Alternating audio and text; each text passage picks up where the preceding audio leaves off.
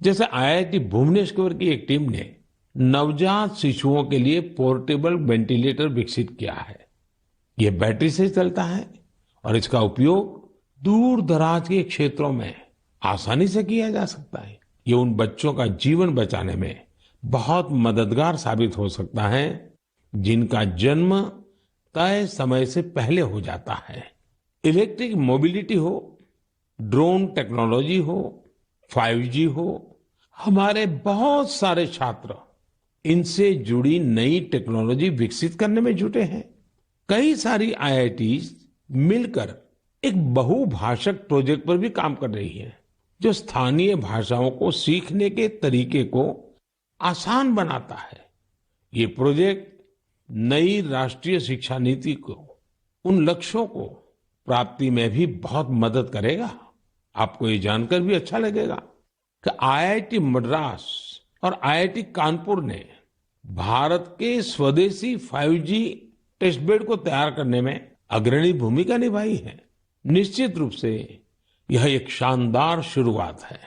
मुझे आशा है कि आने वाले समय में इस तरह के कई और प्रयास देखने को मिलेंगे।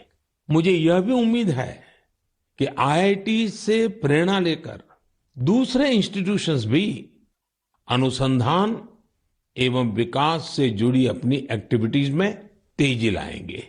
मेरे प्यारे देशवासियों, पर्यावरण के प्रति संवेदनशीलता हमारे समाज के कण कण में समाहित है और इसे हम अपने चारों ओर महसूस कर सकते हैं। देश में ऐसे लोगों की कमी नहीं जो पर्यावरण की रक्षा के लिए अपना जीवन खपा देते हैं। कर्नाटका के बेंगलुरु में रहने वाले सुरेश कुमार जी से भी हम बहुत कुछ सीख सकते हैं। उनमें प्रकृति और पर्यावरण की रक्षा के लिए गजब का जुनून है। 20 साल पहले उन्होंने शहर के सहकार नगर के एक जंगल को फिर से हरा भरा करने का बीड़ा उठाया था। ये काम मुश्किलों से भरा था, लेकिन 20 साल पहले लगाए गए वो पौधे आज 40-40 फीट ऊंचे विशालकाय पेड़ बन चुके हैं।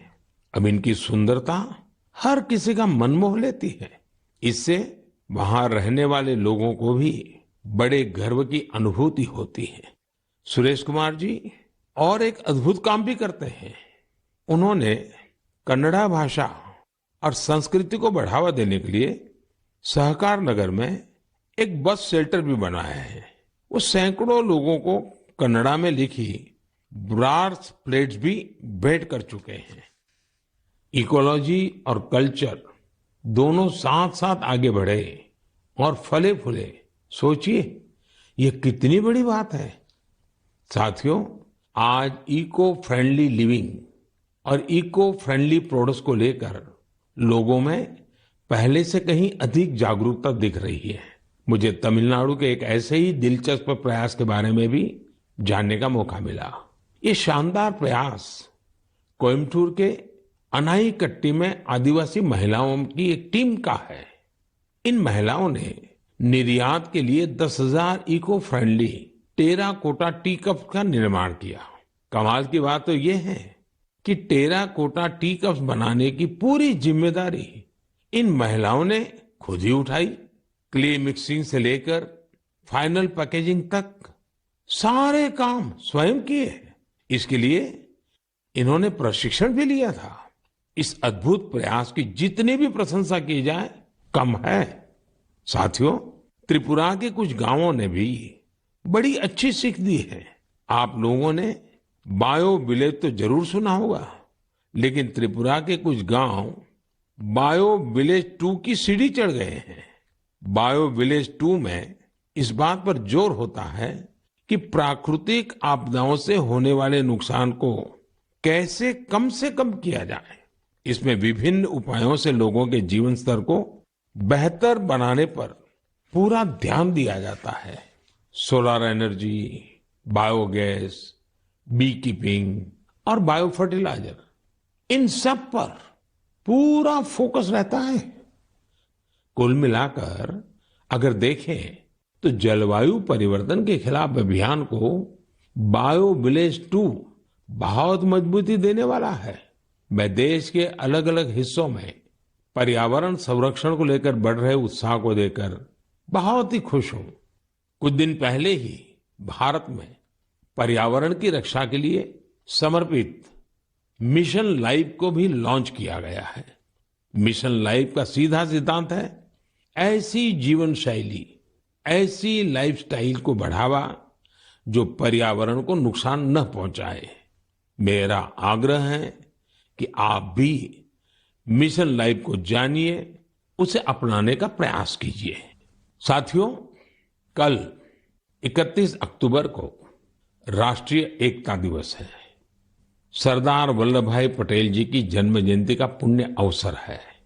इस दिन देश के कोने कोने में रन फॉर यूनिटी का आयोजन किया जाता है। ये दौड़ देश में एकता के सूत्र को मजबूत करती है, हमारे युवाओं को प्रेरित करती है। अब से कुछ दिन पहले ऐसी ही भावना हमारे राष्ट्रीय खेलों के दौरान भी देखी है। जुड़ेगा इंडिया तो जीतेगा इंडिया, इस थीम के साथ राष्ट्रीय खेलों ने जहां एकता का मजबूत संदेश दिया, वहीं भारत की खेल संस्कृति को भी बढ़ावा देने का काम किया है। आपको ये जानकर खुशी होगी कि हम भारत में राष्ट्रीय खेलों का अब तक का सबसे बड़ा आयोजन था। इसमें 36 खेलों को शामिल किया गया, जिसमें 7 नई और 2 स्वदेशी स्पर्धा योगासन और मलखंब भी शामिल रही। गोल्ड मेडल जीतने में सबसे आगे जो 3 टीमें रही, वे हैं सर्विसेज की टीम, महाराष्ट्र और हरियाणा की टीम। इन खेलों में 6 नेशनल रिकॉर्ड्स और करीब करीब 60 नेशनल गेम्स रिकॉर्ड्स भी बने। मैं पदक जीतने वाले, नए रिकॉर्ड बनाने वाले, इस खेल प्रतियोगिता में हिस्सा लेने वाले सभी खिलाड़ियों को बहुत बहुत बधाई देता हूं।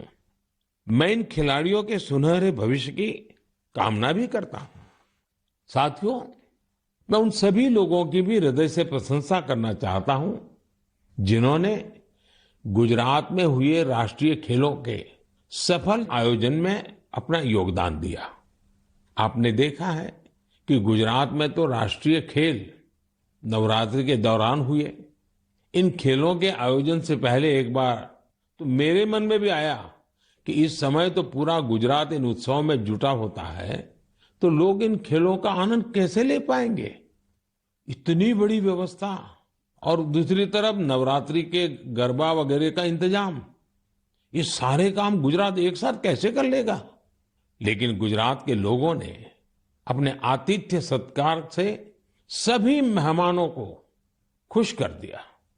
अहमदाबाद में नेशनल गेम्स के दौरान जिस तरह कला, खेल और संस्कृति का संगम हुआ, वह उल्लास से भर देने वाला था। खिलाड़ी भी दिन में जहां खेल में हिस्सा लेते थे, वही शाम को वे गरबा और डांडिया के रंग में डूब जाते थे। उन्होंने गुजराती खाना और नवरात्रि की तस्वीरें भी सोशल मीडिया पर खूब शेयर की। ये देखना हम सभी के लिए बहुत ही आनंददायक था। आखिरकार इस तरह के खेलों से भारत की विविध संस्कृतियों के बारे में भी पता चलता है। ये एक भारत श्रेष्ठ भारत की भावना को भी उतना ही मजबूत करते हैं। मेरे प्यारे देशवासियों, नवंबर महीने में 15 तारीख को हमारा देश जनजातीय गौरव दिवस मनाएगा। आपको याद होगा, देश ने पिछले साल भगवान बिरसा मुंडा की जन्म जयंती के दिन आदिवासी विरासत और गौरव को सेलिब्रेट करने के लिए ये शुरुआत की थी।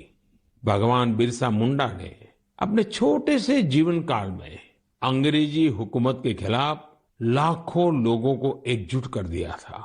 उन्होंने भारत की आजादी और आदिवासी संस्कृति की रक्षा के लिए अपना जीवन बलिदान कर दिया था। ऐसा कितना कुछ है जो हम धरती आबा बिरसा मुंडा से सीख सकते हैं। साथियों, जब धरती आबा बिरसा मुंडा की बात आती है, छोटे से उनके जीवन काल की तरफ नजर करते हैं आज भी हम उसमें से बहुत कुछ सीख सकते हैं। और धरती आबा ने तो कहा था, ये धरती हमारी है, हम इसके रक्षक हैं। उनके इस वाक्य में मातृभूमि के लिए कर्तव्य भावना भी है और पर्यावरण के लिए हमारे कर्तव्यों का एहसास भी है।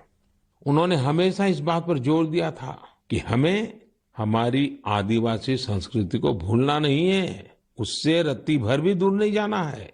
आज भी हम देश के आदिवासी समाजों से प्रकृति और पर्यावरण को लेकर बहुत कुछ सीख सकते हैं। साथियों, पिछले साल भगवान बिरसा मुंडा की जयंती के अवसर पर मुझे रांची के भगवान बिरसा मुंडा म्यूजियम के उद्घाटन का सौभाग्य प्राप्त हुआ था। मैं युवाओं से आग्रह करना चाहूंगा कि उन्हें जब भी समय मिले वे इसे देखने जरूर जाएं। मैं आपको ये भी बताना चाहता हूं कि 1 नवंबर यानी परसों मैं गुजरात राजस्थान के बॉर्डर पर मौजूदा मानगढ़ में रहूंगा। भारत के स्वतंत्रता संग्राम और हमारी समृद्ध आदिवासी विरासत में मानगढ़ का बहुत ही विशिष्ट स्थान रहा है।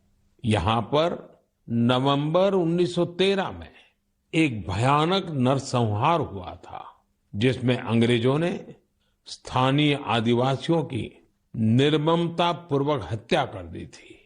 बताया जाता है कि इस नरसंहार में 1000 से अधिक आदिवासियों को अपनी जान गंवानी पड़ी थी। इस जनजातीय आंदोलन का नेतृत्व गोविंद गुरु जी ने किया था, जिनका जीवन हर किसी को प्रेरित करने वाला है। आज मैं उन सभी आदिवासी शहीदों और गोविंद गुरु जी के अदम्य साहस और शौर्य को नमन करता हूं। हम इस अमृत काल में भगवान बिरसा मुंडा, गोविंद गुरु और अन्य स्वतंत्र सेनानियों के आदर्शों का जितनी निष्ठा से पालन करेंगे, हमारा देश उतनी ही ऊंचाइयों को छुएगा। मेरे प्यारे देशवासियों, आने वाली 8 नवंबर को गुरुपुरब है। गुरु नानक जी का प्रकाश पर्व जितना हमारी आस्था के लिए महत्वपूर्ण है, उतना ही हमें इससे सीखने को भी मिलता है। गुरु नानक देव जी ने अपने पूरे जीवन मानवता के लिए प्रकाश फैलाया। पिछले कुछ वर्षों में देश ने गुरुओं के प्रकाश को जन जन तक पहुंचाने के लिए अनेकों प्रयास किए हैं। हमें गुरु नानक देव जी का 550वां प्रकाश पर्व देश और विदेश में व्यापक स्तर पर मनाने का सौभाग्य मिला था। दशकों के इंतजार के बाद करतारपुर साहिब कॉरिडोर का निर्माण होना भी उतना ही सुखद है। कुछ दिन पहले ही मुझे हेमकुंड साहब के लिए रोपवे के शिलान्यास का भी सौभाग्य मिला है। हमें हमारे गुरुओं के विचारों से लगातार सीखना है, उनके लिए समर्पित रहना है। इसी दिन कार्तिक पूर्णिमा का भी है। इस दिन हम तीर्थों में, नदियों में स्नान करते हैं, सेवा और दान करते हैं। मैं आप सभी को इन पर्वों की हार्दिक बधाई देता हूं। आने वाले दिनों में कई राज्य अपने राज्य दिवस भी मनाएंगे। आंध्र प्रदेश अपना स्थापना दिवस मनाएगा, केरला पिरावी मनाया जाएगा, कर्नाटका राज्योत्सव मनाया जाएगा। इसी तरह मध्य प्रदेश, छत्तीसगढ़ और हरियाणा भी अपने राज्य दिवस मनाएंगे। मैं इन सभी राज्यों के लोगों को शुभकामनाएं देता हूं। हमारे सभी राज्यों में एक दूसरे से सीखने की, सहयोग करने की और मिलकर काम करने की स्पिरिट जितनी मजबूत होगी, देश उतना ही आगे जाएगा। मुझे विश्वास है हम इसी भावना से आगे बढ़ेंगे। आप सब अपना ख्याल रखिए, स्वस्थ रहिए। मन की बात की अगली मुलाकात तक के लिए मुझे आज्ञा दीजिए। नमस्कार, धन्यवाद।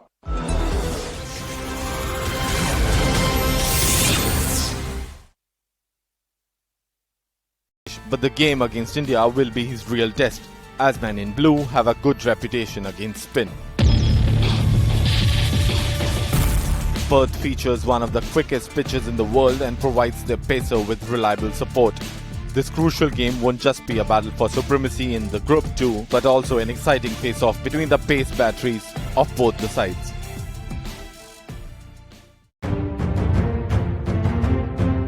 India are the leaders of Group 2 after winning both the games with while South Africa are just behind 3 points as they had to share points with Zimbabwe in a rain-hit match. Talking of India